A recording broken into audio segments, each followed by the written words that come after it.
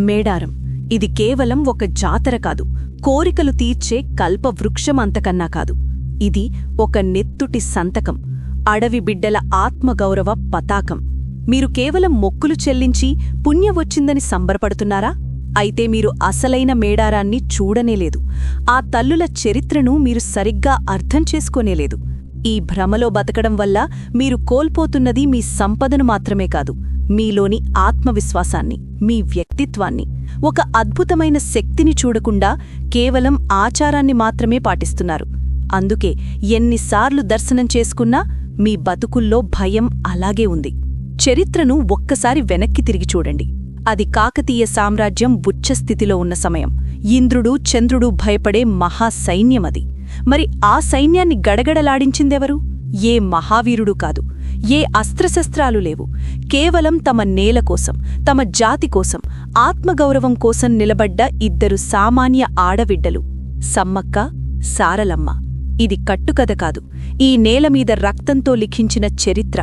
వాళ్ల దగ్గర ఉన్నది దైవశక్తి కాదు, అది ధైర్యశక్తి, అలుపెరగని పోరాటశక్తి. కాని ఈరోజు మనం చేస్తున్నదేంటి? 2 ఏళ్లకోసారి వెళ్తాం, జంపన్నవాగులో మునుగుతాం, నిలువెత్తు బంగారం సమర్పిస్తాం, తిరిగి వస్తాం. అంతేనా?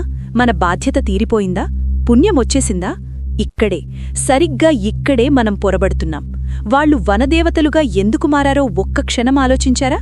యజ్ఞాలు చేసి కాదు, గుళ్ళు గోపురాలు కట్టించి కాదు, పన్ను కట్టమన్న అహంకారాన్ని ఎదిరించి ప్రాణత్యాగం చేసి దైవమయ్యారు.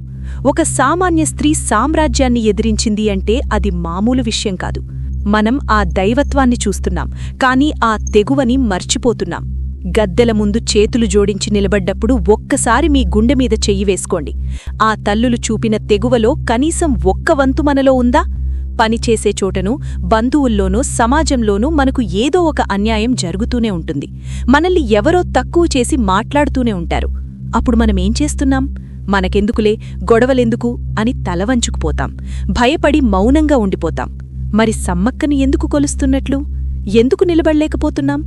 గద్దెమీద ఉన్న అమ్మవార్లను చూసి వచ్చారు, కాని ఆ గద్దె ఎక్కడానికి వాళ్లు చేసిన యుద్ధాన్ని మాత్రం మర్చిపోయారు.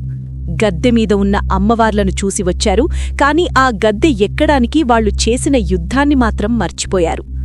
మేడారం జాతర మనకు నేర్పే అసలైన పాఠం భక్తి కాదు, ధిక్కారం. అన్యాయం ఎక్కడ జరిగినా ఎదిరించమని చెప్పే రణ నినాదం. సమ్మక్క సారలమ్మ మనకు చెప్పేదొక్కటే: నీ నేల కోసం, నీ వాళ్లకోసం, నీ ఆత్మ గౌరవం కోసం ప్రాణం పోయినా సరే పోరాడు, తల వంచకు. మనం వాళ్ల దగ్గర నేర్చుకోవాల్సింది ఇదే. వాళ్లు మనకు వరాలు ఇవ్వడానికి రాలేదు, మనలో నిద్రాణమై ఉన్న పోరాట పటిమను తట్టిలేపడానికి వచ్చారు. ప్రకృతిని కాపాడటం, స్త్రీ శక్తిని గుర్తించడం, అన్యాయంపై ఎలుగెత్తడం — ఇదే మేడారం పరమార్థం. ఈ నిజం తెలిసాక మీ జాతర ప్రయాణం మారాలి. ఇకపై మీరు అక్కడికి వెళ్లేది కేవలం కోరికల చిట్టా చదవడానికి కాదు, శక్తిని నింపుకోవడానికి. మీ కష్టాల్లో, సమస్యల్లో సమ్మక్క ధైర్యాన్ని గుర్తుచేసుకుంటే పరిష్కారం మీలోనే దొరుకుతుంది. బయట ఎవరో వచ్చి కాపాడరు, మీ యుద్ధం మీరే చెయ్యాలి. ఆ అమ్మవార్లు మీకిచ్చేదదే: నేనున్నాను, నువ్వు పోరాడు అనే భరోసా. కాబట్టి ఈసారి మేడారం వెళ్ళినప్పుడు ఏం చెయ్యాలి? పసుపు, కుంకుమ, బంగారం ఇవ్వండి, తప్పులేదు. కాని దాంతోపాటు ఒక ప్రతిజ్ఞ చెయ్యండి: నా జీవితంలో జరిగే అన్యాయాన్ని నేను ఎదిరిస్తాను, నా భయం వదిలేస్తాను, ప్రకృతిని ప్రేమిస్తాను అని ఆ గద్దెల సాక్షిగా ప్రమాణం చెయ్యండి. అమ్మవార్లను చూసినప్పుడు వాళ్ల కళ్లల్లో ఉన్న ఆవేశాన్ని మీలోకి ఆవాహన చేసుకోండి. అదే నిజమైన పూజ. చివరగా ఒక్క మాట: సమ్మక్క సారలమ్మ కోరుకునేది తలవంచే భక్తుల్ని కాదు, తలెత్తుకు నిలబడే వారసుల్ని. మరి మీరు వారసులా, లేక కేవలం సందర్శకులా? మీ సమాధానం మీ అంతరాత్మకే తెలియజేయండి.